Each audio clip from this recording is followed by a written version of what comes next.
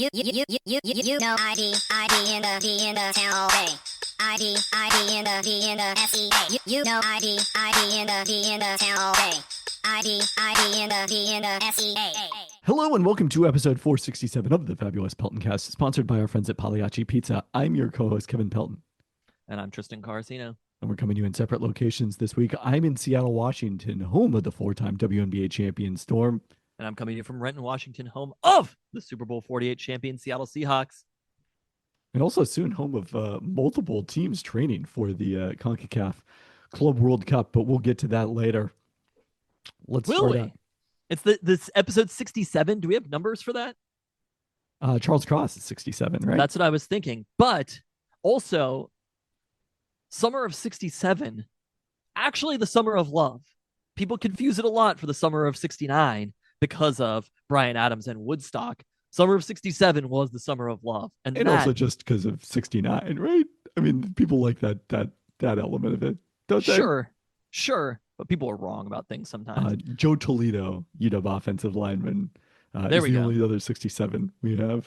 Calling it the summer of 69 would be like Greedo shooting first. But that's a callback that you're not going to understand for some period of time. You're not supposed to mention it. Okay. You leave it there. It's an Easter egg. Oh. But you were saying is if people would understand it. I know. They're going to come back to the end, and then they're going to be like, whoa. Are they? Are they going to be like, whoa? I'm playing, I'm like 4D level podcasting chess here. You're just playing checkers. I despise nothing more than the chess, not checkers concept. Well, you come at the king, you best not miss. Should we do our toast? Speaking of the king, congrats to UW men's crew on winning its 21st IRA national title on Sunday, repeating as champions after winning last year. UW men also won the James 10 Ike Memorial Trophy for overall points in the national championship regatta.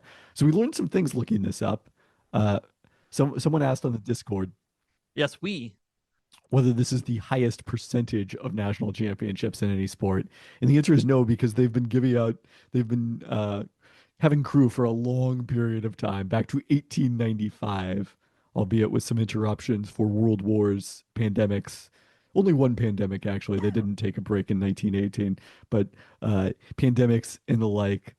So it is not the highest concentration. The other thing I didn't realize is that it's the IRA national title because the NCAA does not actually sponsor men's crew. They sponsor women's crew, but not men's crew, which is organized by an outside body outside of the NCAA. Is that like a historical thing? More than the NCAA not wanting to? It's just like it's been this way because it's been running for so long? I think probably so, yes. Okay, so you don't have any more about the history of men's crew? I mean, they've won 21 national championships. That's Wait, so who is the highest percentage? In crew? I think there's... I mean, I didn't go through an exhaustive research. I discovered that, if you strictly count it to the NCAA women's basketball era, UConn has won 12 out of 43, which is a pretty higher percentage than 21 out of 100. Gosh, that is a good team, huh? Yeah, I did, again, exhaustive. Newsworthy. That's the kind of insight you get here on the Peltoncast. Well, Oklahoma softball is not going to be that this year, huh? No. Yeah, a major upside. I was watching that one when Texas Tech finished them off. Washington won it for the first time in 1923 when they became the first team from the West Coast to do so. I remember that. Mm-hmm. Yeah, you were a big fan of that. Let me see here. Total IRA national championships. Cornell is still ahead of UW. Ever heard of it? God damn it. They have 26 national championships, but UW's coming for you, Cornell. Cal is third at 19, and then tied for fourth, Navy, Penn, and Wisconsin. Honestly, beating Navy, it's a little bit like, you're asleep at the wheel, Navy. Oh, yeah. Let's see. So when was the last? It's like how our university happens to be a lot faster than a certain university that's pretty closely aligned with running. That is true. Cornell has not won since 1982. Shortly after my birth was the last time that Cornell Wow. won. So I like UW's odds of getting there at some point before too long. Mark your calendars for 3 years from now. Well, they're 5 ahead, so do not Oh, mark your I thought they calendars were for only 2 ahead. No, it's 26 to 21. UW. Mark your calendars for 6 years from now. It has been a while since UW has won 5 total national championships. You'd have to go back to 2015 to find that, but they have now won. You'd have to go back to 2014, I should say, but they have now won 3 of the last 5 post-pandemic. Okay. So there you go. That's all. That's your details on IRA national championship history. Yeah, we're mostly an IR. I mean, look, UW is a men's crew school. We've always said it. Absolutely. They were a softball school, but they're a men's crew school eternally. They've been a volleyball school at various times also. Yeah. Also, it's a track school right now. Occasionally, even a football school, weirdly. They didn't play the national championship game a year ago. I am so hyped for NCAA football 26 coming. Because last year, I don't think players were editable, if I remember correctly. So obviously, if you could have edited players in NCAA 26, you know who would have been one of the best players in the game at quarterback. But this year, we're finally going. I nothing could live up to my own expectations, but having Demond, who is actually Demond in that game and as the starting quarterback, like Will Rogers was nice, but like this is going to change things. It is going to be very fun playing with Demond. Somebody was talking about Oklahoma might be the most played with school because of Mateer, which again, I mentioned last week, is hilarious because he is also bad. Well, sure. I'm the only person who seems to be pointing this out. I'm the only person on earth who's like, yes, he's good, but also don't forget he's bad. Okay, get on to the next toast because I have thoughts. Oh, good. Can't wait for that. Congrats to Randy Johnson, who will become the 4th player in Mariners history to have their jersey retired in 2026 after number 51 is previously retired for Ichiro this summer. You can't retire a jersey twice. I mean, you can, actually. The jersey is retired. It is the number that is retired. It's not the name and number combo. Because if it was the name and number combo, there would be many Yankees wearing number 7 or whatever. All you would have to do is not find a player with that same last name. So if it's retired for 51 Ichiro, they would just have to find a player who was not named Ichiro and also wanted to wear 51. The jersey number is retired. Randy Johnson's 51 cannot also be retired in the way that Ichiro's 51 can be retired. The number can only be retired one time. I don't think I agree with this logic. How? How do you not agree with this logic? It is literally against what it is. Hey, you're the words matter person. The number is retired. I mean, there are certain situations where you can retire the jersey and not retire the number. You can go the other direction. I don't know. What does that mean then? How do you retire a jersey? But if it's hanging in the rafters, it's retired, even if it continues. No, it's not retired. It's hanging in the rafters. What the fuck does that mean? It's retired. The person is retired from the sport, but like, there will never they can have people with the last name Johnson again.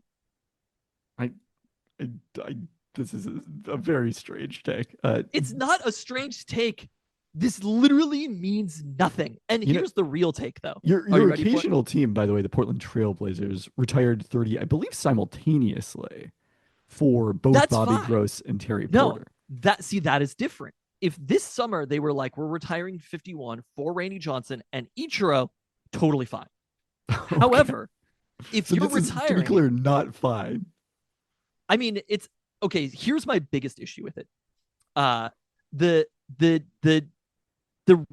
is not an Ichiro take. This has nothing to do with who it's for or whatever. This is not a perspective about either. I have 2 perspectives on this, however. And there was one that I mentioned this before, and I think you disagreed with me, but that just assume that I did. It was from the Ringer Draft Show. They were talking about how rather than retiring numbers, which is ultimately stupid, they should have numbers that teams wear and have like a continuum of that. When you're the guy, right? So it's like Syracuse number 44 wait, was it 30 or 44? Yeah, is their running backs like dating back to and possibly preceding Jim Brown. West Virginia at number 44 was like this. They had their stars were Jerry West and Rod Thorne in basketball for a period of time. They should have a way, like some sort of threshold that you have to hit or whatever, a certain like number of MVP voting or something, right? The previous season. Then you can choose to be that number for a team. Then it's an honor to be that number. And so rather than the Mariners, who two of the best players of all time both happen to wear the number 51, then it could be like this is a thing for the Mariners, the number 51. Obviously, I think Bernie Williams was 51 also, right? But the Mariners? No, not for the Mariners. I'm just saying it's not like it's just uniquely a Mariners. Like other people have worn 51. It's kind of a number. But it's definitely a number. It is without question a number. You know what I'm saying. I don't know what you're saying. 40 no successful players ever worn the number 49 before. I mean, I suppose. I don't think Bernie Williams is quite as notable a player as you're making him out to be here. Well, I'm sure there are other ones that I can't think of, but for the Mariners, so last year, let's say, right, Cal Raleigh maybe makes the All-Star game 3 years in a row or whatever. You can then be number 51. You've achieved this honor of getting that number. That is how a number should be treated, rather than this insane thing of we're retiring it for this person and we're retiring it for this person. What they are doing is not retiring Randy Johnson's number 51. They're hanging a Randy Johnson jersey with the number 51 in the rafters or whatever. That's what they're doing. Literally. I mean, right? What I would say is to your broader point, I think that is what the Mariners did with number 51 for Randy Johnson. Like, if it had just been, some guy gets traded to the team and asked to wear 51, it would not have happened. Ichiro, I believe, if I read this correctly in the story, like wrote Randy Johnson a letter asking permission to wear it. And obviously the, Mariners knew who Ichiro was going to be, or had an idea of who Ichiro was going to be. They didn't know that he was going to be, a Hall of Famer necessarily, but they knew that he was going to be a notable player. And that's part of why they were willing to reissue this in a way that they haven't with other numbers that they would have considered eventually retiring. My second argument here, yes, that's true, was if they were good at marketing. Would you like to guess all-time leaders in WAR among players who have worn the number 51? I mean, I'd probably Randy Johnson and Ichiro. Randy Johnson's number 1. Ichiro's number 2. Number 3 wore it only is a rookie, is not associated with the number at all. His rookie season was 1995. He is famous for his roles with he famously played for the Yankees, but after playing more famously with another team. Was it Manny wore 51? No. Oh. He never played for the Yankees. No. Another AL East team he more famously played for and associated with. But debuted with the Kansas City Royals in 1995. With the Royals in 95? Played the same position as Bernie Williams. Oh, Johnny and Damon. Outward him. Yes. Yes. Number 4 is Chris Sale. Okay. Is wearing it currently for the Atlanta Braves. Because this is at any point in your career. It'd be more interesting, I suppose, if you wore solely wearing the number, because then I think Bernie Williams would, in fact, be third on this list, having done so for presumably all 16 of his seasons. Number 5 on the list, a teammate of both Randy Johnson and Ichiro with the Seattle Mariners. Really? Who wore a very similar number for a long period of time in Seattle, but not 51. Because I'm never Randy Johnson already had it. Jamie Moyer. Oh, interesting. Okay, so the Mariners, right? They have number 1 and 2 at 51. They had an opportunity for themselves. And this is why I'm saying it's a marketing issue. Because the reason that the Mariners are doing this, of course, the Randy Johnson retirement, is to sell tickets to that game. Trevor Hoffman, by the way, is the other most notable. Oh, yeah, 51. Trevor Hoffman. He wore it his entire career. So it's like a notable-ish number, right? That's enough good players. Yeah. Go look at the most successful players where 49 was. But they're doing this to this, like, I don't believe in like grander motives of sports teams, right? Honoring Randy Johnson, that's fucking bullshit. That means nothing. They're trying to sell tickets they'll probably make it a game, a weekend, whatever. And they're trying to sell tickets to those games for people from our generation who want to see Randy Johnson speak, whatever, give him his moment. It's a marketing thing. They screwed up when Ichiro left by not being like, instead, I don't like this like They should have retired Johnson's number, Randy's number first. no, they should have done what I'm telling you about in the lineage thing and been I like, see. we went from Randy Johnson to Ichiro. Who's next? Who's going to earn this? Right? This number. And it can't be given like every year somebody is this number. Right? Because I feel like it's an honor you have to have earned that and played good enough. Because there are some Mariners seasons where it's like Jose Lopez doesn't need to be the 51 right now. You know what I mean? I agree. Also, players may not always want to be 51. Or again, if you want to, but if you build it up well enough, it's an honor, right? It's like a thing that you want to be. Soccer does this very well, right? Soccer has those numbers that are like, this is the number that you are, you know, like if you're number 10, right? Like that is a number that matters. So weirdly, Chris Sale and Jamie Moyer also at the top of the list for number 49. 49, really? Having both worn that. Was Moyer doing it for his age? No, he wore it with the Cubs when he, I assume, first debuted in 1986. Among players who actually wore it the bulk of their career, Ron Guidry, the greatest 49, followed by Tom Candiotti and Charlie. Can't believe I didn't come up with that. And Tim Wakefield. A lot of knuckle bowlers wore 49. They had a long-term marketing opportunity because you can market that. You could be like every year somebody earns it. You'd be like, this year Julio is our 51. Right? I don't know about every year, but I guess I see what you're saying, that it could be like it's a thing. If they built it up as a thing with the 51 jersey. They chose a finality rather than choosing the future. You know what I mean? Every team chooses that, but yes, no, they chose wrong. And that is my second piece of the argument, which is be more creative with what you do to honor players. How have baseball teams only been like, there's two options. You make a statue, you retire the number. I mean, you have like also the Mariners Hall of Fame. A Hall of Fame. There's like these things, it is so within the vertical. And I was thinking about this of like, what would the Savannah Bananas do? Maybe they do something like that. But there's so many better ways to honor players, right? Like, what if it's like the Randy Johnson section, whatever? You know what I mean? Section, I don't think they go up to 51 or whatever, but section 151 is now the Randy Johnson section of T-Mobile Park. Right? Like there's parts of the ballpark that you could actually use to like honor these players, right? Edgar's Cantina, that matters, something like that. You're talking about Edgar Martinez when you talk about that cantina forever, right? And they have all these opportunities, but instead what they choose is these little things. You could still have a weekend to be like, we're honoring this person by doing this thing on this day. Randy Johnson will come speak. It'll be Randy Johnson Day. The retiring the number is literally just doing the same thing that everybody else does. And in this case, it means absolutely nothing because the number is already retired.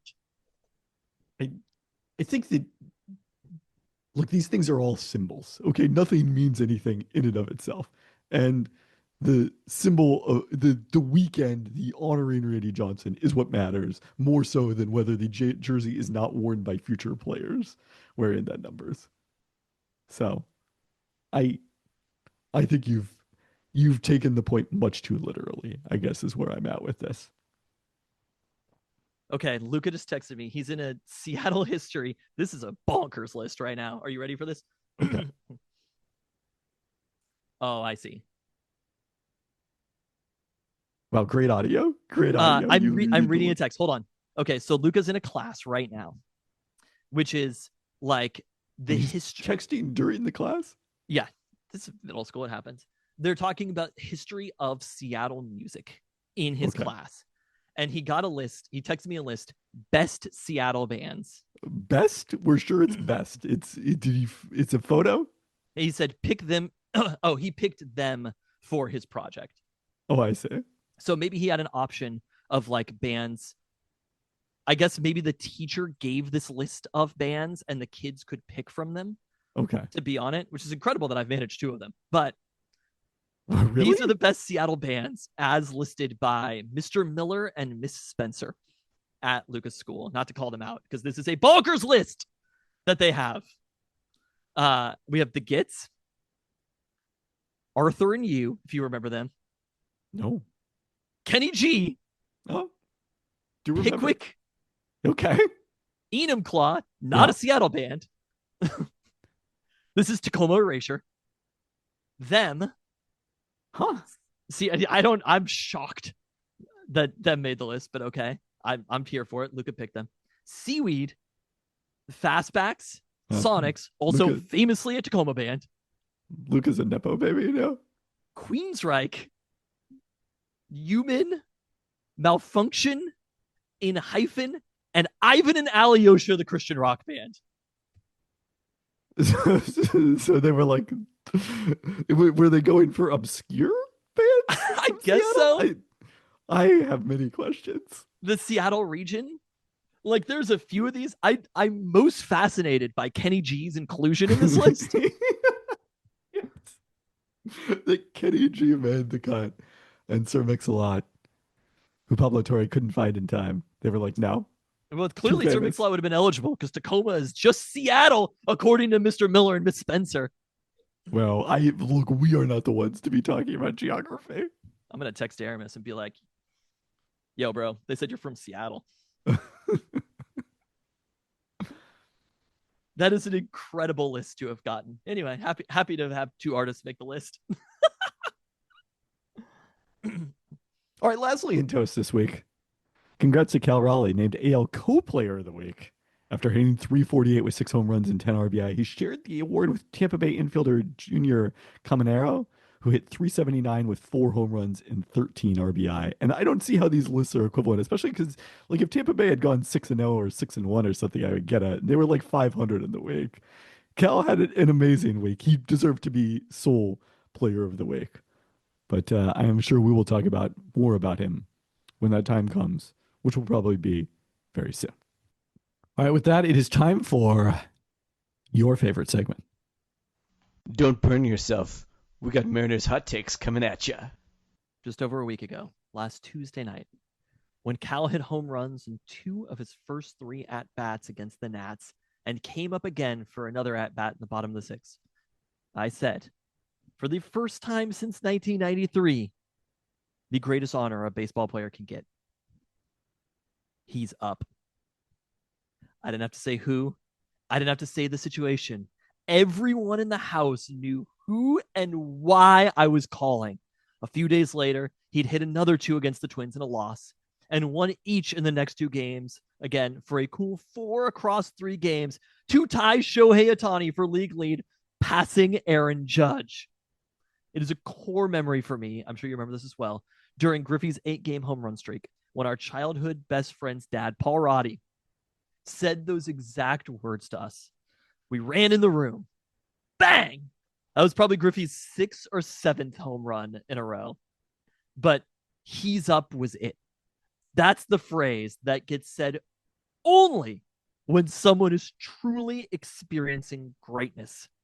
And for the first time since Griffey in Seattle, has a hitter for the Mariners entered that place. They've had amazing hitters before, but with a 63 home run pace into June, this is different.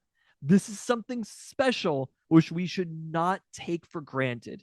This, for the first time, is the most fun hitter on the Mariners since Ken Griffey Jr., and we should always be paying attention when he's up. Yeah, it sounds right that it was probably around game 6 or 7 that we really started to take note of the streak, and it was every single at bat became appointment viewing. I was lucky enough, we'll talk a little more about this later, to attend Saturday's game and see another home run from Cal in the midst of this run, in this player of the week run. You're And sitting in your mouth.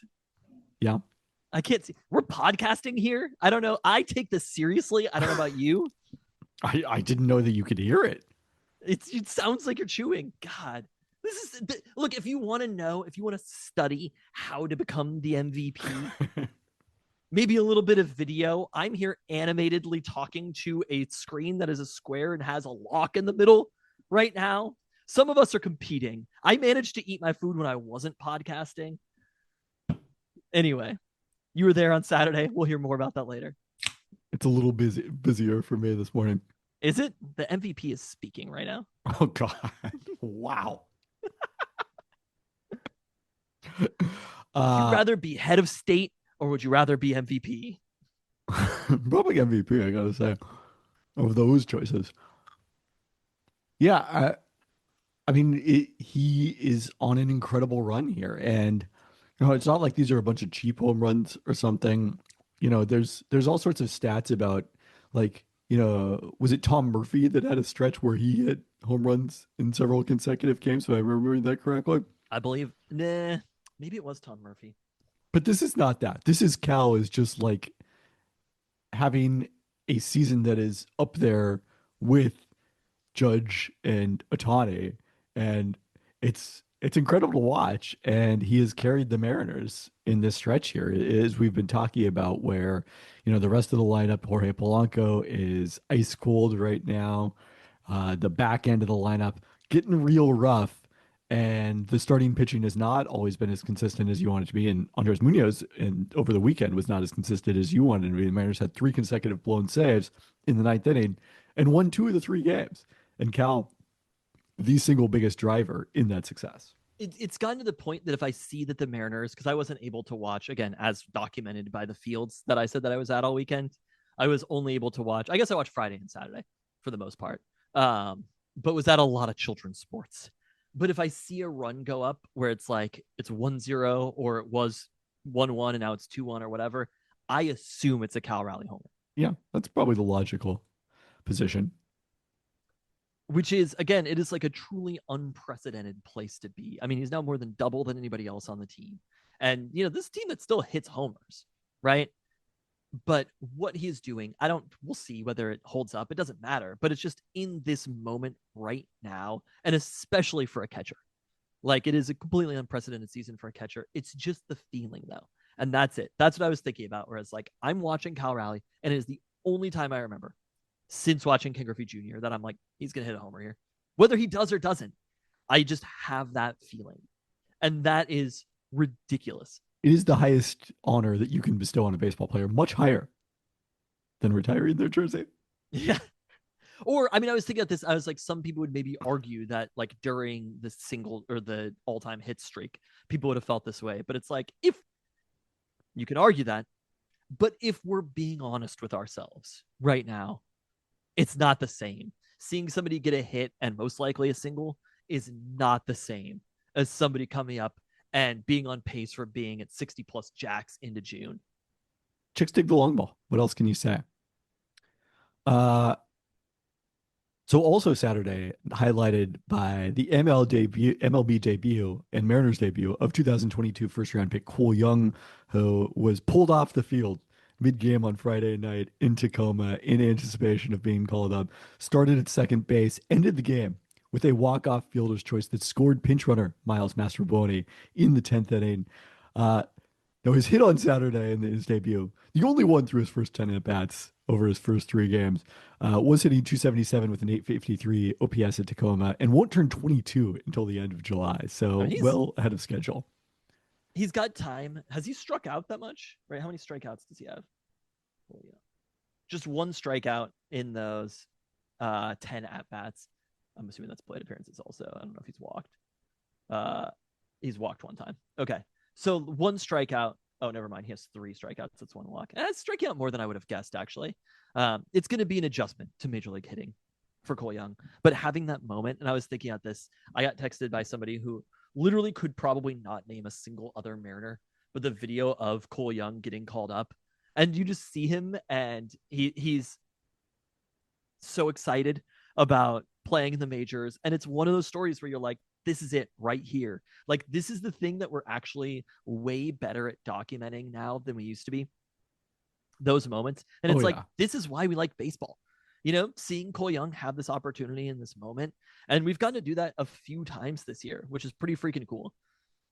Yeah, it was awesome to be able to say you're at his first game. Oh, I told Luca when he was going, I was like, this is the most awesome thing. I'm trying to think of Major League debuts that we were at. And like, I'd probably forgotten over time. I know that we were at Ken Cloud's Major League debut.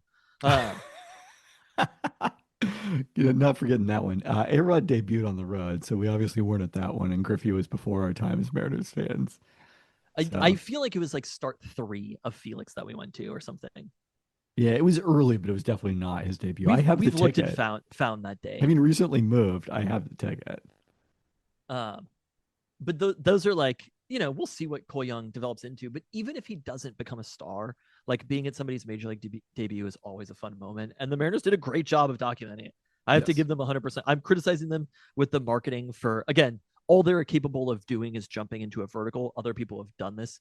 And that's the thing that I don't like, which is just like, you're doing enough. But well, you want to give them credit, and I do think the Mariners are very good at marketing, generally speaking. Their Pride Month commercial, "Baseball belongs to everyone." I don't know if you saw this on social. I haven't seen this. Mina shared it among others, but I know that you're not very active on social. But like they knocked it out of the park with this one. I'm not active on old person social. Okay, fair. You're not very active on social is not a thing that should be said to me. Okay, that's a valid point. Text-based social. By the way, did you see the Winklevoss quote? No. It was something about referring to at the crypto conference that we're literally in the first inning and we know that it's going to overtime. What? Weren't they rowers? Yes. You feel like they should know can't the pay metaphors. attention to any other. I feel like maybe they just misspoke. I don't mean to give that's any a amount little of too credit to a generous. Winklevoss. That's But a like, little come too generous. on. I guarantee you that a Winklevoss has seen a football game or a baseball game. No, maybe not. I don't know if Harvard baseball is a big thing. Harvard Yale, I know, is a thing. Anyways, God. that is not what we were here to discuss. Some other Mariners news. Logan Evans got sent down Wednesday after the best start of his career, shortly after he recorded. That was a harsh toke. That was. Yes, it was. Baseball is a difficult sport. I mean, baseball roster management is difficult, I think, is the biggest thing. To make room for Bryce Miller's return and the Mariners' rotation nearing full strength, 7 aces. Logan Gilbert made his first rehab start for the Rainiers last Thursday, going 1 2/3 innings before hitting his 45-pitch limit, and told Adam Jude he felt good health-wise coming out of that appearance. He's expected to make at least one more rehab start this week before a potential return to complete the rotation for the first time. I'm gonna give you a we'll see on the 7 aces. Because for now, sorry, George, demoted from ace. Oh, wow. Oh, We've had enough starts. We have had enough starts. You have to earn it. In the ace rankings. And Logan Evans. I mean, I wasn't disputing Logan Evans. that you were like, yep, checks out. You have to earn it back, George. You don't get honorary ace status. Look, George Kirby leaving the field bleeding after being hit by a line drive that turned out into the third out. To get him out of a bit of a jam in the 5th inning. The bigger question is, see. Okay, here are the 5 aces. Oh, Logan gets it despite being injured because he was pitching at ace level. Woo, obviously. Castillo, yes. Logan Evans, start for him on course. Sunday with the bullpen just completely wiped out after 3 consecutive 10th inning games, 2 of which turned out disastrously. I think we might be at only 4 aces. If you're ace counting status right now, I think it's Woo, Castillo, Gilbert, and Evans. Just like we predicted. What a delightful list. In other, I'll keep updating ace status. Let's keep doing that. It's going to be number of aces. watch. The Mariners are at 4 right now. They may get back to 7. We'll see. Now it sounds like you have something in your mouth. We'll come up with an ace watch graphic, and then the players will be grayed out when they are not currently aces. I suppose you should do that for real. No, I don't think we should. I don't know. I don't know if it's something people will like. Jackson Kowar. It's for the Discord. Come on. I know. Jackson Kowar returned to an MLB mound for the first time since 2022 last week. Acquired by the Mariners that offseason, Kowar suffered a UCL tear in 2024 spring training, underwent Tommy John surgery before ever pitching in a regular season game for the Mariners. So exciting to see him back. I was going to ask if you thought that we should post the AL rivals on Blue Sky. Possibly so. Or yes. do you feel like people won't get it? It's a little late now for Rivalry Week, but it's still probably a good idea. Okay, sounds good. Podcast social marketing. Text-based social. Text-based. That's where the Peltoncast really thrives. I mean, photos of teriyaki. The Calrelli tweet did not, or Blue Sky post did not get a lot of traction, sadly. Is Blue Sky still is it still cranking? It's still active. Do you feel like it's getting like progressively bigger? Not really, other than the day when Twitter was down and there was an influx of new people. I felt like, but like, if you were to look at the two trends, again, your argument is that people look too much at trends and not much at overall user base or whatever. But it's Well, still for pretty social media, positive I think trends trend-wise. is more important because not actual trends, but or threads, I guess it's not trends. Trends is not as important because is more important because it's so much about kind of the tipping point of user base. But I don't I think still we're that think they're much probably closer to it. close. You don't think so? Not I mean, as compared to it's three. on the, it's like in the game now. Yeah, Yeah, they're literally in the first inning and they're going to get to overtime. exactly. All right, let's get into the roundup, starting with the Kraken, who have a head coach. Finally, they Oh, hired former New York Islanders coach Lane Lambert. ah, Most recently, the associate head coach for the Toronto Maple Leafs. Lambert took over the Islanders for the 2022-23 campaign, reached the playoffs, but was fired in January 2024. He was a six-year NHL vet from 1983 to 1989 who was specialized in the penalty kill as an assistant coach. The Maple Leafs ranked fourth in that category last season. Lambert previously won the Stanley Cup as an assistant with the Washington Capitals in 2018. Tristan, based on your knowledge of the NHL coaching pool, what do you think of this hire? you know, I think it's a pretty solid hire for the Kraken. They went out there and they found one of the best names on the market. And, you know, the focusing in on the penalty kill is really important. That was a place the Kraken really needed some help. So I personally am pretty excited about this hire. I feel like, you know, we can expect big things from the Kraken for these next couple of seasons. I believe I did not put this in notes. I believe the Kraken were 27th in the penalty kill last season. So certainly room for improvement there. I thought this was interesting from Kate Shefty's story in the Seattle Times about the hire. GM Jason Botterill denied rumors that the Kraken had offered the job to anyone else and that any coaching candidates were put off by the Kraken's insistence on keeping Jessica Campbell on staff. As the coaching search stretched into May, there were rumblings that Philadelphia Flyers coach Rick Tocchet had spurned the Kraken. As it approached a month, there was concern that potential suitors wanted to bring all their own people in, no holdovers.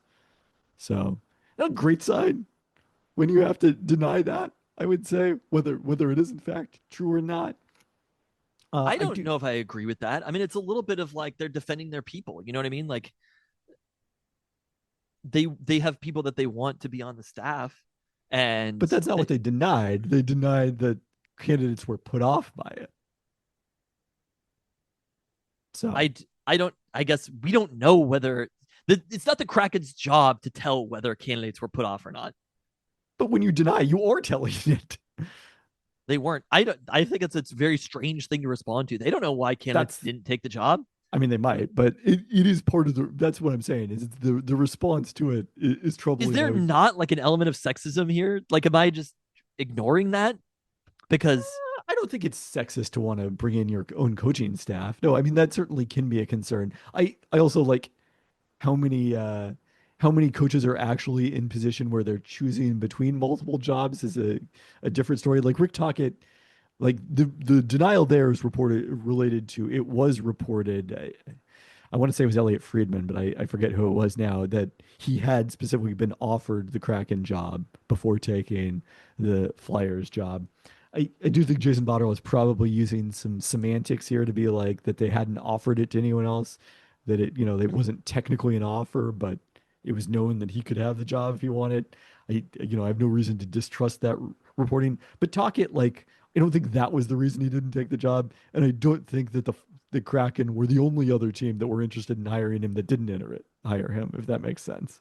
yeah, So, and the other candidates, I don't know. Who cares? I You know, agree. the people asked for thoughts on the Discord. The real answer is hockey coaches probably don't matter. Okay, maybe nothing matters. Hashtag Peltoncast I nihilism. just the idea that like these back to back stories, I'm just really starting to wonder if maybe the owners of some of these teams aren't great people. Well, it's not back to back stories because we're about to get into that part of it. Oh my god. It's a very confusing podcast. All right, well, let's talk quickly about the Sounders because I think this one is an important update.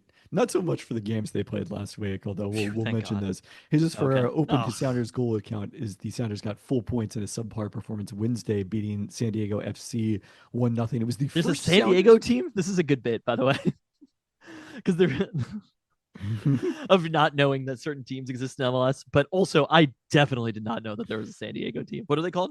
Well, the Just San Sounders Diego previous FC. just San Diego FC. The Sounders did play them previously in the season, and obviously we talked about them on last week's podcast. So it's a classic Tristan move. I told you Classic the MVP. The MVP has to rest for a few plays. It was the first Sounders win with fewer XG than their opponent since 2022. Process that. They were outshot 16-6, and although 5 of the 6 shots were put on goal, they totaled just 0.4 XG, but managed to maintain a clean sheet despite center back Kim Keehee leaving in the 34th minute with a calf injury, replaced by rookie Stuart Hawkins, with starter Yomaz Gomar Andrade rehabbing a hamstring injury, and usual partner Jackson Reagan still limited his minutes coming back from injury. Those absences affected the Sounders much more on Sunday when they let in 3 goals in an 8-minute span against Minnesota United in their first home loss this season. Sounders actually scored during that busy stretch too, with UW product Kalani Kosa Rienzi netting his second goal this season.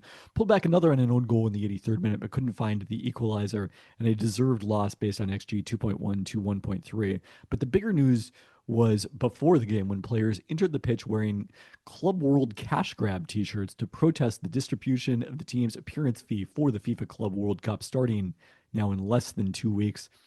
The minimum payout that Sounders will get is 9.55 million, with additional money available based on performance.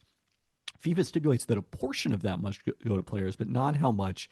And MLS has told players that the league's collective bargaining agreement caps payment for additional tournaments at 1 million, barely 10% of the minimum. In a statement, the MLSPA, So 1 million will be split. The team will get 9.55 million minimum. at least, yes, and the players will Does get this a go to the maximum of team 1 or does million. this go to MLS?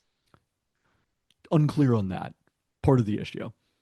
But at least some is going to the team. It's not like MLS. The majority will go to the team. And the FIFA does stipulate it has to go to club operations. So essentially, you'd have to reinvest it in the roster or by some mechanism. But they can't even spend more on the roster, can they? I guess maybe they can with designated players beyond. In a statement, the MLSPA said the MLSPA and all MLS players stand united with the Seattle Sounders players who tonight demanded a fair share of the FIFA Club World Cup prize money. The statement turned the CBA clause, quote, out of date and said it ignores, quote, long-standing international standards on what players typically receive from FIFA prize money in global competitions. And, essentially the 1 million cap was set at a period of time where, the team, it's a 50% minimum up to a maximum of 1 million.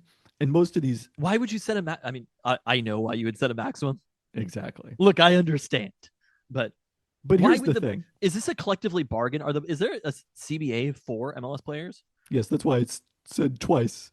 Okay. The CBA. Why would they collectively bargain agree? They were just like, we can't imagine a tournament that they would get paid more than 2 million or what? I don't know what the percentage is. I mean, this is buried deep in the clauses here. But here's the thing: if there is any league in the world, and I say this as someone covering the WNBA, where they just make shit up as they go, it is MLS, where the rules are completely fluid and change mid-season all the time. It's the idea that here, of all places, no, we have found a place where we must stick with the rules. That is fucking bullshit from MLS. We know why. We do know why. But worse yet, Sounders majority owner Adrian Hauner responded to the protest with a, quote, profanity-laced post-game address to players in the locker room. Oh, fuck that. First reported by oh, Sounder my God. And that is unacceptable. Like, there's been a lot I of will say this. criticism. There are a lot of places to play soccer in the world. This is not the only place to play soccer. There are more places to play soccer in the world than any other sport. A great point. I would be out of that. I don't know what they could do in soccer. I'd be requesting a trade immediately if you were yelled at by the owner by asking for fair wages. It's fucked up. More on trade requests coming up. I mean, there's been a lot of criticism of the Sounders as an organization for the team's performance, which I think is preposterous. It is completely ridiculous. It is unbelievably entitled from Sounders fans who have no concept of the reality that the rest of us are living in. But this is the the worst misstep in the history of the Sounders franchise, in my opinion. So I mean, I would like to see an apology from Adrian Hanauer. Until then, I don't feel like I really want to be spending money with the Sounders at this point, buying tickets. So, yeah. Uh, Against that backdrop, the Sounders played their last God, MLS it's game. almost like you can't even trust millionaires anymore. Against that backdrop, the I was trying to Sounders. find Adrian Hanauer's net worth. It's not that substantial. I mean, the Sounders are the bulk of his wealth. Against that backdrop, the Sounders play their last MLS game prior to the Club World Cup Sunday, visiting Vancouver. The Sounders and everybody else in the West is looking up at the Whitecaps, who have a league best plus 15 goal differential, or second overall in MLS with 32 points. Sounders are 6 points back in a tie for fourth with the Timbers, who have a match in hand. All right, we conclude the roundup with Seattle Reign FC back from an international break. Friday, they will visit. They're also playing a team in San Diego, although you know about this one. Oh, It's yeah. the hated San Diego Wave, our Wave. fierce rivals. The Wave are second in the NWSL standings. I don't know why I can't speak anymore. The Wave Probably are because you're second. eating a 4-course meal while you're doing this podcast. I'm no longer eating. Just have no video. Wave are Hollandaise sauce all over your lips. I wonder why I can't podcast for. It's actually peanut butter. The Wave are second in the NWSL standings with a +9 goal differential, unbeaten in their last 6 matches, winning 5 of those. But the Reign have dominated this matchup with 5 wins in 7 all-time regular season meetings. Seattle Storm, Hello.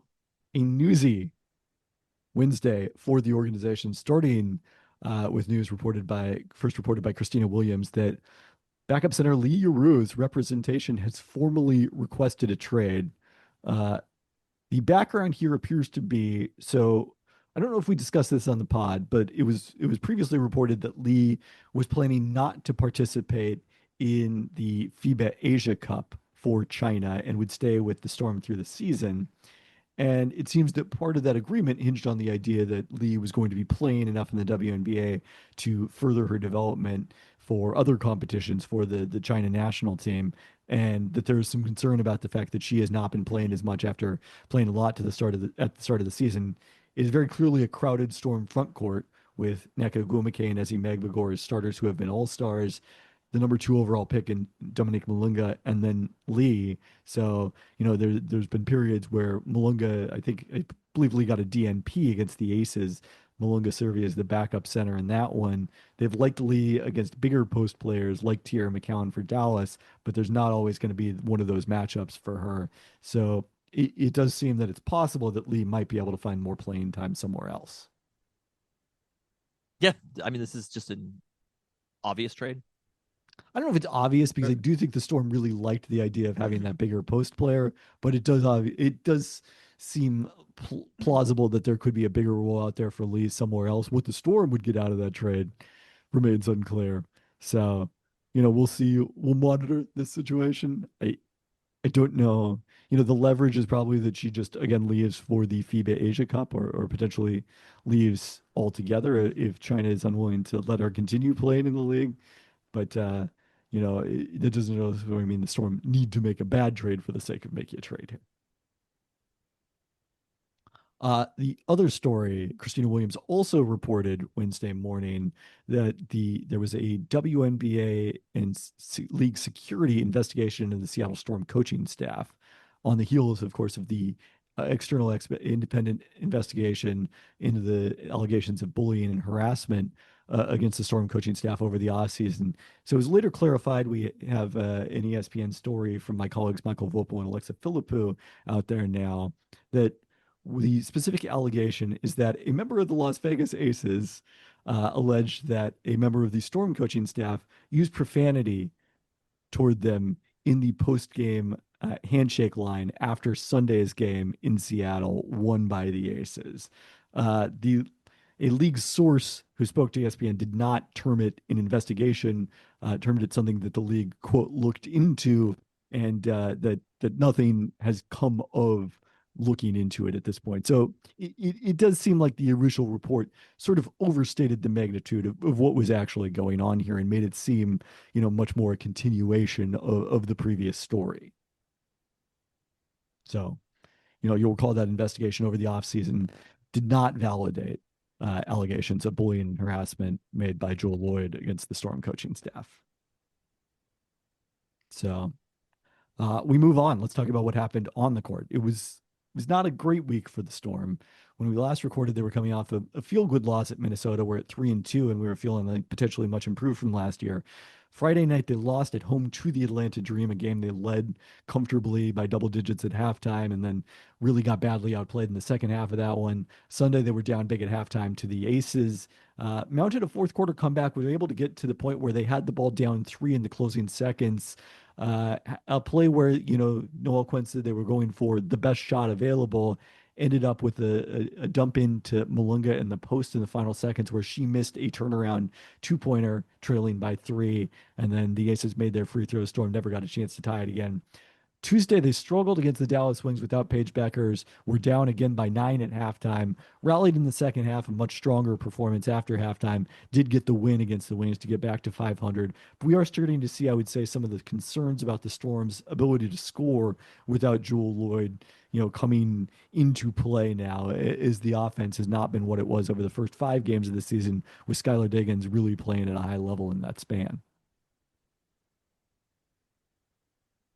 Diggins, in particular, the last couple of games combined 20 points, 11 assists, 10 turnovers. The Storm are going to need her to play at a much higher level offensively, I think, if they're going to succeed at that end of the court. The bright side is Gabby Williams has been just awesome. She's draining threes all of a sudden, which was always kind of the biggest question mark about her game. Continuing to be, a playmaker for the Storm, get to the basket and finish there, wreak havoc defensively. She has now, I think I would say, been the Storm's best player this season, which is pretty exciting to see. Ezzie Megmagor is the other player who has slumped at the start of the season. I mentioned this on Blue Sky. It's a rather bizarre stat. She's now 5 of 16 from the free throw line this season. That's as many as she missed in 87 attempts last year when she shot in the high 80s percentage-wise from the line. She's barely over around 35% this season. So it's really kind of perplexing to understand. That shooting last year was kind of out of the line with her career norms. I'd say she's more in the 70 to 80 range, but certainly not what we've seen so far this season. She had a better game against Dallas, had 5 blocks all in the first half, and then was an offensive threat after halftime. We sort of saw what we needed from her. We also continue to see the development of Dominique Malunga. Played the entire fourth quarter instead of Ezzie against the Aces because she was, having such success there. Showed the ability to switch out on Chelsea Gray and forced her into a very difficult jumper that Chelsea Gray made in a real callback to the 2022 semifinal series between these two teams. And then Asia Wilson made another extremely difficult jumper against her. But, these are all-stars, in one case the 3-time MVP, playing against a 19-year-old rookie. It's very exciting that she's just able to put them in difficult positions, and kind of shows the growth that we're seeing from her, that I do think it's solidifying her is the backup center ahead of Lee related to that trade request. So I think the last thing I'd highlight with the Storm is, like, as much as I talked about the offense and their 8th in offensive rating, they're only 6th in defensive rating. I do think, probably if you look at relative to league average, they're probably going to come out a bit better than that. They're forcing a lot of turnovers. Their shot defense has been good. The problem is that they cannot get any defensive rebounds. They are 11th in defensive rebounding, and this was a big issue against Atlanta in that loss. It was a big issue against Dallas too, and it's something that they probably need to figure out if they are going to. Noel Quinn mentioned last week that the goal that the players set was to be top 2 in defense, which I didn't think was unrealistic at the time, given the defensive talent on this team, but they're not defending at that level right now. And if they are going to, be improved from last season, they're going to have to get to that level defensively. So we will see. The one thing I will mention on the Storm, and particularly in relation to Diggins and to a lesser degree Neko Ogwumike struggling the last couple of games, is it has been a very busy start to the season. Thus far, they are about to get their longest break they've had since the opening week of the season. After beating Dallas on Tuesday night, they play at Phoenix on Saturday, and then not again until Wednesday against Minnesota. And one thing I am watching, we haven't yet seen I gotta say, I haven't mentioned Erica Wheeler's been awesome. She has been a savior for the Storm. They were a totally different team with her on the court Tuesday night. She brings a level of dynamism and attacking and aggressiveness offensively that they don't have even with Skylar Diggins elsewhere in their starting lineup. Alicia Clark, it's been a tough start for her. She shot the ball reasonably well, but hasn't made the same defensive impact playing more on the perimeter. Whereas, last year in Las Vegas, she was primarily a four. That's just kind of a function of the fact that they drafted Malunga and not a guard with that number 2 pick. So she's out playing, the 2-3 alongside Gabby Williams in the starting lineup. I think it would probably make sense to start Erica Wheeler, put Clark back in a bench role where she's thrived in the past and see that. But the other thing I'm wondering about is look, Malunga is promising enough, and you've got Neko Gomake and Ezzy Megbagor in the front court. At some point, we need to see the three of those players together, whether it's in his zone or however you make it work.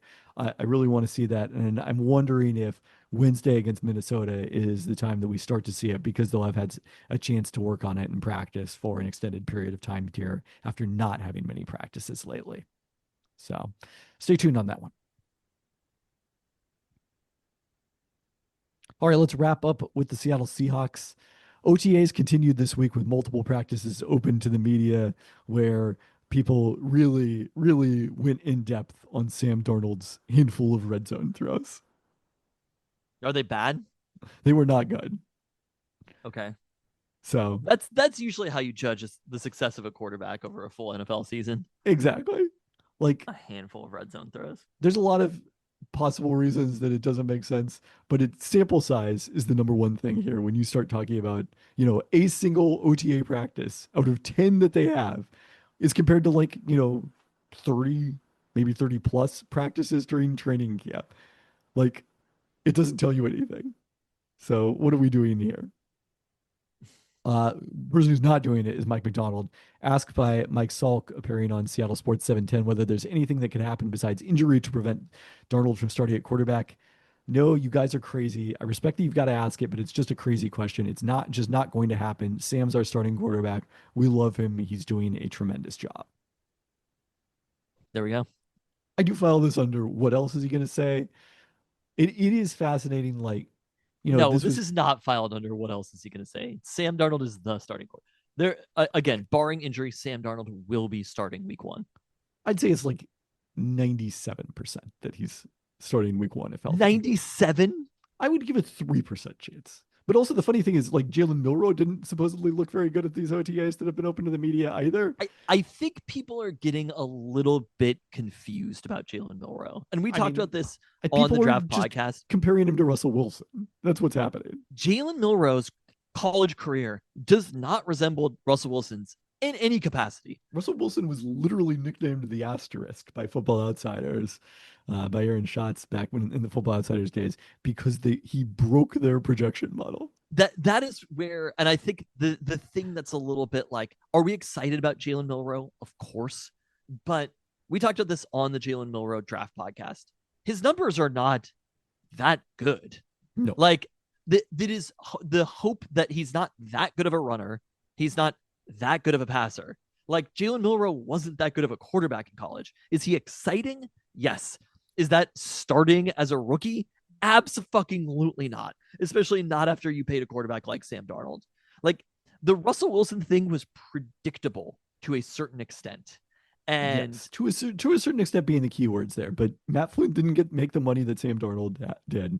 Matt Flynn had not started, multiple entire seasons and for a playoff team as Sam Darnold did last season. And Jalen Milroe was not the prospect that Russell Wilson is. And people are just seeing these two similar things and making them the same thing. I would guess if you looked at the most similar prospects to Jalen Milroe, do you want to know what they are? I mean, not in the NFL is what they are. Are we going optimistic here or pessimistic? I mean, again, I'm excited about Jalen Milroe. It is the hope is that he develops into a quarterback that can be in his place. But again, and maybe this is why John Schneider just bowed out on drafting quarterbacks for a generation, where he was like, you know what, this shit is actually so annoying. And maybe that's why they're going to get Jalen Milroe on the field. Sam Darnold's the quarterback. 97% is not a high enough percentage because we're talking him being benched. Also, Jalen Milroe is the third string quarterback right now. It would be Drew Lock, who is the one who would take Well, the I job. didn't necessarily say Jalen Milroe. I just said 97% chance that Sam Darnold is the starting quarterback. I think But you leave. were like, it's funny because also Jalen Milroe hasn't looked that good in these practices. Well, when other people are doing this, they're talking about Jalen Milroe. yes, I'm other accounting people for are all talking about Drew possibilities. Lock. Look, maybe the Giants' backup will take the job from Sam Darnold. I mean, let's be clear here. Sam Darnold has been a backup not too long ago himself. Sam Darnold has spent more time as a starter than a backup. He's 14-3 last year. I am so sorry. People are just like, they've gotten out of their fucking minds with Sam Darnold. I think people have gotten out of their fucking minds in general, I would say. I do think it's kind of funny that, like, I mean, maybe it's just that you would never ask Mike McDonald, hey, is Julian Love going to be a starting safety this year? Because it's just not a question in the same way. But, like, it is interesting to me that, Pete Carroll, and I think the defense certainly observed this, Pete Carroll believed in competition so much at 21 positions, or however you want to count with the nickel and multiple wide receiver players. Cared so much at most of them. And then at one position, it was like, no, this is the guy. And I get why it happens because A, they're the most important player of the field, and B, Do there you is agree such with a that media though? focus. Because he believed in competition when it was Matt Flynn and Russell Wilson. Yes, and when it was Charlie Whitehurst and Matt Hasselbeck, etc. So I don't know if I fully agree with that. It's more like once you have the guy at quarterback, he's the guy at quarterback. So I think I think Pete would have answered the question the exact same way that Mike McDonald did. No, I agree. That's what I'm saying. I think it is consistent with, but this is someone who talked about always compete. And then there was one position where it was a little bit different. So, but it's a little different for a reason. Sam Darnold is overwhelmingly likely to be the Seahawks starting quarterback, and a handful of throws at an OTA in June are not going to tell us anything about I mean, that. I think people like other players on the Seahawks who I grant maybe were more important players during a certain time period for the Seahawks. I think part of their frustration with the Seahawks at the time and Pete Carroll was how much he wouldn't criticize Russell Wilson. And it's like, no fucking shit, he wouldn't criticize Russell Wilson. Do you want to know who's going to outlast all of you players? It's going to be the quarterback. There is a reality. I mean, he's going to outlast all the players. He did not outlast Pete Carroll, as it turned out. He didn't outlast Pete Carroll and Bobby Wagner. Granted, like Bobby was around for a very, very long time. But also, right now, people are asking him like, is Aiden O'Connell pushing Geno? Technically, Bobby Wagner did outlast Russell Wilson. Yeah, by like 3 hours. Okay. I've never heard of Cam Miller, but always compete. Anyway, it's a stupid question. There's nothing to talk about. It's not a stupid question. I think it is good to get the coach on the record. Is it? For what? For who? Yeah. For what? I mean, first off, for the talking points, but second off, content. I think it's good to have people on the record about things. That's my position as a journalist. It's good to have people on the record about things. And we are on the record with all of this. Wow. Except for the parts I took out. Except for the numerous parts you took out. But you never know. Maybe they'll come back in. Who knows? No, they better not. On that note. Thanks for listening. Thanks. All right, here with more on Saturday's Mariners game is our special correspondent who went with me to the game. It's Luca. Hi. Hi, welcome back to the pod. I don't know that we're going to name school mascots this time. Wow, he had no response for that. Dynamite podcast. Stumped him with this line of reasoning. Dynamite podcast. All right, well, main reason I wanted to have you here was to talk about the food that we had at Saturday's game, Luca. But any takeaways on the Mariners' performance, which you saw on the field? Cole Young is the future. There you go. Okay. Cal Raleigh is the present. Cole Young is the future. Cole Young is the timeline? I don't know. Gabby Williams is the timeline. So before the game, early in the game, actually, to be more accurate, I got you Ivers, and then I picked up the J. Kenji Lopez alt teriyaki that is available is a grab and go from the Mariners walk-off locations on the some of the Mariners walk-off locations on the 100 level. Look at your review of Ivers. It was really good. I like the fish and I like the fries, and I want it again. Those are the two key parts of it, I would say, without question, the fish and the chips. So, what was the name of our Ivers podcast again? Can't keep clam. So this is also a crossover edition of that podcast here. So the teriyaki. People are always like, why don't you have guests on the podcast? And then the guests come on and then just make faces at themselves on Zoom. It or really be is quite true. cakey, and they're just like, yeah, it's okay, sir. It's not that official. It's just like you're talking to Uncle Al. We had a conversation throughout the entire Mariners game. You were talking shit about him in the car right after. Oh, what? Wait, what were you saying? Hold on. Wait, what was I saying? You were complaining about he was sitting during. Oh yeah, I was out there grinding, trying to catch a hot dog from heaven, and you were in your chair looking at the Pacers Thunder game. That is accurate, but this is spoiling what we're getting to later on. And I do feel like I ended up getting my hand on it, so I don't feel like I feel like I was competing, even if it was not necessarily my hardest. But no, I did all the work. You secured it on the way down, but I caught that hot dog, and you had to eat it still. I don't know what I'm saying. Okay, so this was the high point of the game, was the hot dogs for heaven segment. I think I had been at a game where it happened last year. You had been at games where the hot dogs from heaven happened, right, Luca? Yeah. But it never caught one. And we were like right by where the people were throwing them. It seemed almost inevitable that we were going into the microphone. What the fuck are you doing? I swear to God, you can't act normal. I had to turn up the video because you kept making faces at yourself in video. Just a nod. What was the other shit that you were talking about? He did say, I will say on this, Kevin, he said you got the perfect amount of ketchup and tartar sauce. Yes, right? I did. I didn't have anything. Absolutely perfect. I didn't have anything to do with the tartar sauce. They just handed me the 2 cups, which is what Luca had originally requested. But the ketchup, I did have to precisely measure out because it was a pump ketchup situation. Why are you whistling into the microphone and blowing into the microphone? This is the craziest thing. Every week I'm podcasting, you're like, can I be on the podcast? And I'm like, no. And then you get your one chance, and what you decide to do is blow into the microphone. This is why I say no. I'm going to have Mateo come in instead. I was going to say. He's gonna go on. This is the real threat, is to bring on Tay from the bullpen. Get angry and take the cover off the mic, start hitting it. So let's talk about the teriyaki, though, a little bit. So I would say one of the interesting things, I think that Kenji probably had the most influence on the sauce, and that is like a very classic Seattle style sauce.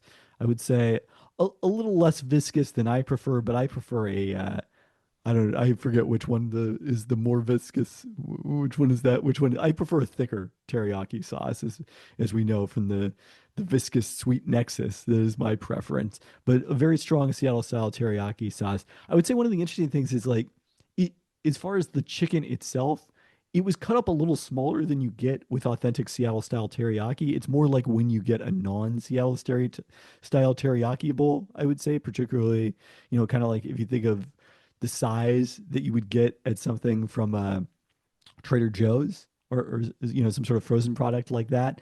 So smaller one. It was like cut up smaller, or the actual like bowl was smaller. I mean, the bowl wasn't enormous. It's the Mariners, but it's a ballpark food. But the pieces of chicken themselves were smaller than traditionally you get. The thigh is just sliced lengthwise that you're getting, right? That's what you think of as classic. And they didn't do that. They were cut into smaller pieces. No, yeah. So that was an area where, like, look, it's just the realities of you're getting teriyaki in a ballpark. So do you feel like it was sub neighborhood teriyaki? Overall, I would say yes, and that's as someone who had the neighborhood go-to teriyaki spot for me. How much was it, by the way? New teriyaki in Wok twice last week, so I was on quite the teriyaki kick between that and this. I want to go right now. I haven't had teriyaki in, like, I don't even know, 9 months or something. I believe it was 1995. That was the prize last time pool. you went and had teriyaki? It is not the season of record, unfortunately. An important season. It costs 1995. I believe that's what it cost. The Mariners should price all things. That's what they should have done to honor Randy Johnson. Oh my God. They should make the pricing on items something and 51 cents. Wow, that actually is a legitimately great idea. Or whatever his height is, right? He's like 6 foot I believe 6'11". 6'11". They should price items like Randy Johnson pricing. Yeah, I think that makes sense. This is a genius idea. There's every better idea. What are your thoughts on retiring numbers that are already retired? You can do that. The Mariners did. How? They're mean, retiring it's- Randy Johnson's number after retiring Ichiro's number. What do you mean?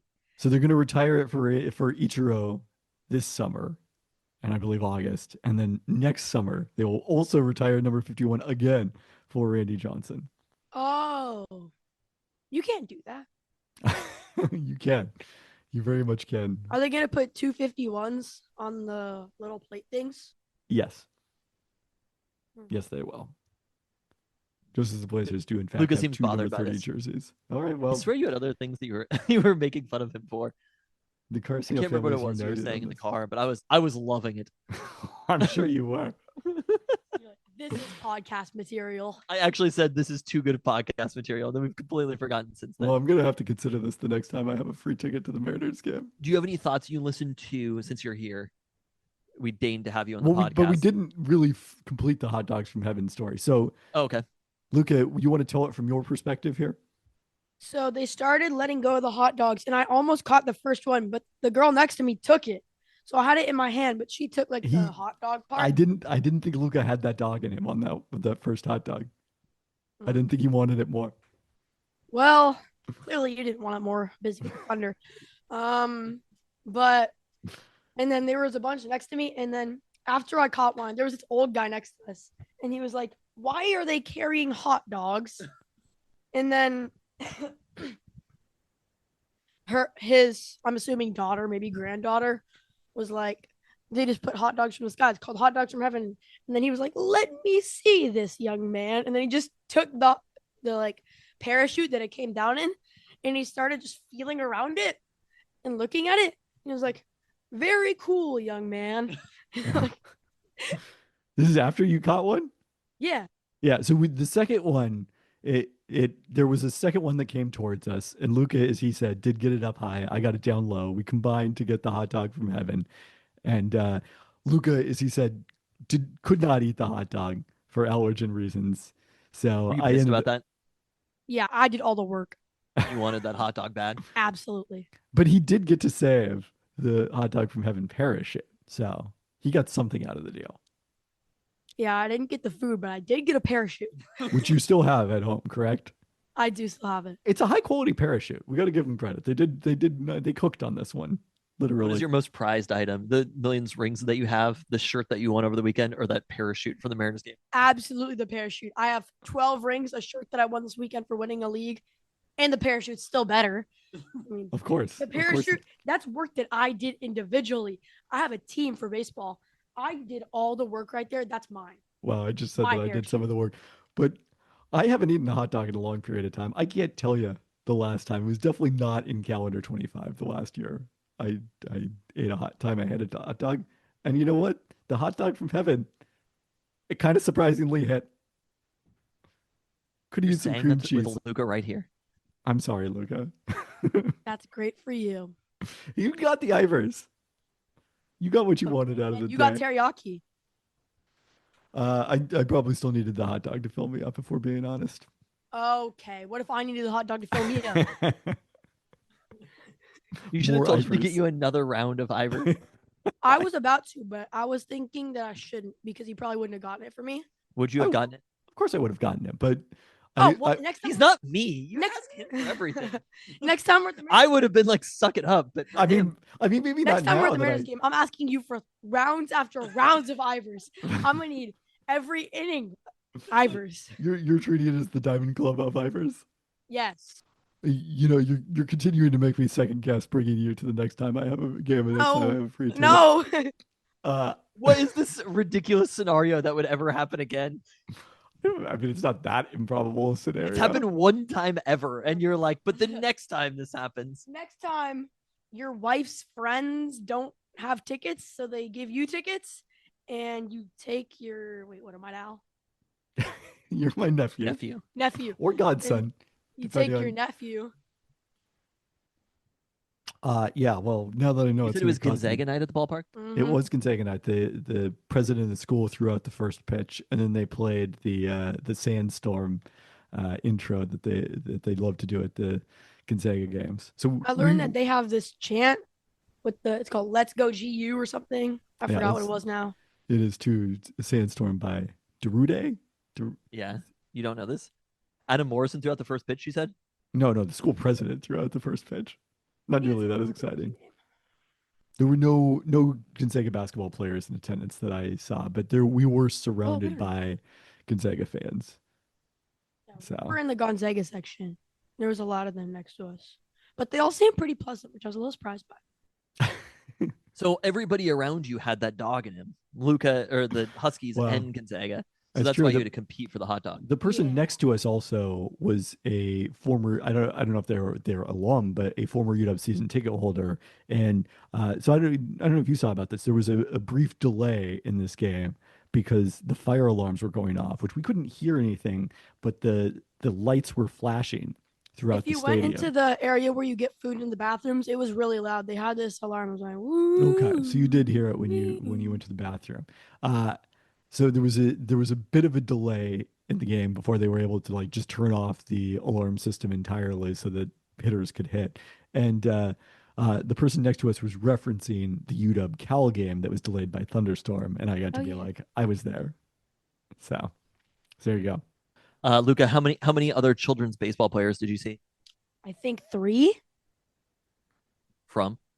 I saw 1 from New Level and 2 from Seattle Select. That's like the number one thing that Luca tracks when he goes to a baseball game. Do you He's think the always clocking listeners the are big competition. fans of New Level or Seattle Select? The listener is big fans of your team, Luca. They're big fans of Rock Creek. Wow, that's cool. They actually aren't. Oh, we should invite them all out to a game. Peltoncast night at Rock Creek. Let's go. How did your weekend go? Do you want to get a review of your performance this weekend? We only played 2 games because the first game the other team forfeit. They were scared. And in the first game I threw a complete game and hit a double off the wall. And then in the next game I hit a homer. Nice. It was like borderline would have been Maddox territory, right? Because it was a complete game, 61 pitches. 6 innings, 61 pitches. Wow. That's efficiency. And then 9 Ks and only 1 earned run. My Well, that's well defense was done. selling me. I had 4 runs and only 1 was earned. How many balls do you think Tarek Skubal threw in the complete game? Yeah, I also only threw 9 balls the entire game. Wow. There you go. Dotting outside corner. All right. Well, Luca, congrats on the league championship and congrats on the bigger accomplishment last weekend, getting the hot dog from heaven. Thanks I for joining us. appreciate it. Wow, Skubal is it this season? You had more walks in one game than he has all year in the bad game that you played. What? He only has 7 walks all year. No, I haven't had 7 walks. I had 7 walks from one game. That's tied. Well, you've walked other people since then. I've also thrown more innings than him. He's allowed 9 homers. No, he's 11 walks. Look, he has 11 walks. Oh, is that this year? This is this year. Oh, he's throwing a lot more. Well, you're worse than Skubal. Shocking. He has more hit by pitches than me, though. That's good. Yeah. You're not hitting anybody. I haven't hit anyone. I had a streak, like a 3-year streak, where I didn't hit anybody. Then I hit 3 people in one game. Wow, those walks per 9 are insane. 0.83. Anyway, I felt like it was kind of like borderline Maddox level, 61 pitches in 6 innings. No, that's very impressive. So- And in center field was the pitching coach watching me. So how about that? It was in front of Dave Wainhouse. Oh, there you go. Mariners legend, Dave Wainhouse. Yep. Sitting in his chair wearing an insane amount of clothes considering how hot it was. Multiple layers of hoodies. Definitely And updates we need on the pod. Tackling every time I threw a good pitch. Love it. Okay, well, His FIP is I think he didn't 1.88. say Yeah, he's a listener for sure. Dave. this. Awesome. congrats on the weekend, Luca. Thank you, Mr. Pelton. I think we should just be like constantly tinkering with Peltoncast from the past. Oh, okay. Like the Star Wars original trilogy re-releases, or Yeah, that's what we people should were be doing. very upset about that, right? You actually received a message about it on your school paper, as I recall, Incorrectly, yes, he did say it's like Guido shooting first. and it's Greedo, correct? Yeah, no, he didn't understand the reference. Um, Or just understand, or maybe he actually really did understand the reference to be anti-Italian slander. So you can never really tell if it's one or the other. But given that it was a teenager in high school, probably more likely didn't understand. So are you aware that the Switch 2 comes out today? I am aware of this solely because of the Discord and the very Oh, are active people in the Discord talking about it? gaming channel, which I understand approximately 10% of.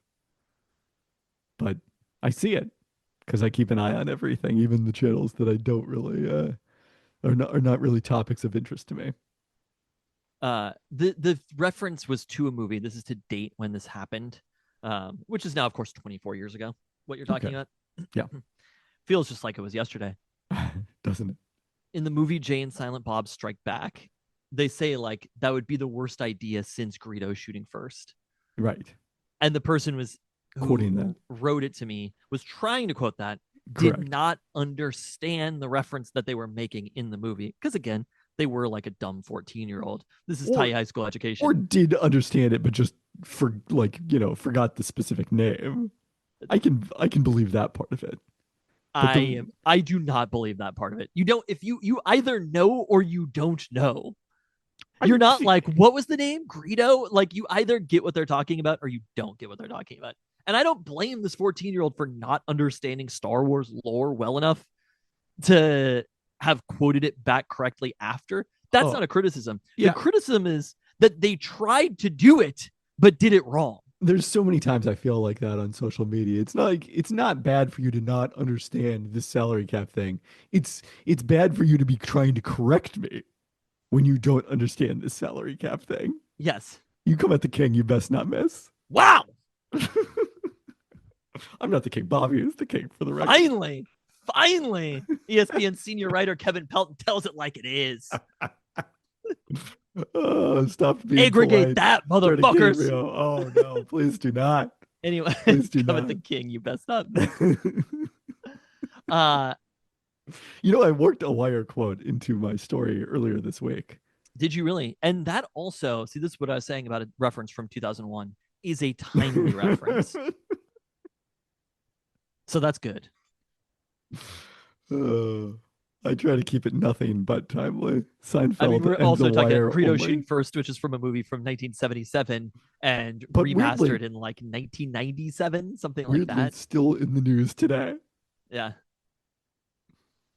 Did we ever do our Andor pod? No. Do you still want to, or is it not fresh enough now? No, it's as old as The Wire. Okay. An Andor pod. Come on. I'm watching Star Wars The Clone Wars right now. Oh, nice. I'm still on Star Wars. Don't get me wrong. I have all sorts of timely TV references. I think that Seinfeld season 3 is the best Seinfeld season, is what I've determined. I did attempt to make a Seinfeld reference to Luca at the game on Saturday to bring us full circle. Wow, and what did told you him that say? He should watch. I've like, now yeah, forgotten what you it were was. like, the hot dogs are coming down from heaven, yada, yada, yada. I'm eating a hot dog. No, it was a more specific Seinfeld reference than that to something that occurred during the game. I want to know what it was. It's lost to history. I'm so impressed with maybe Luca Seinfeld remembers references. it. Randy obviously had his Seinfeld reference about his Summer of George. And then a friend was talking about how in a baseball, did I tell you this? That there was a baseball game that we were at a couple weekends ago. And did we talk about this on the podcast already? Possibly so. I don't think so, but the shortstop made a great play and just ran off. Yeah, we talked about it. That was on the constantly podcast. tinkering with podcasts, so maybe it's going to disappear by the time people listen to this. That'll be gone. We're editing it to just this. I'm going to change the story now. It was the 4th out. Oh, no. People seem somebody was talking about Coach's Corner, and I was like, Coach's Corner is dead. Long live. Well, it was a joke. You got the joke, right? No, what was the joke? That someone had been harassing an umpire or something like that. A manager on the other team. Someone was like, "Wow, it was a crazy event at U Sports." The other manager of the other team was like, "Horrible." And the joke was that you That I was were the manager. No, I didn't see all that. That was the context. Did That's you miss it actually on the Discord? really funny. Yes. We had the flag football Super Bowl this weekend. Well, actually, we lost in the championship game.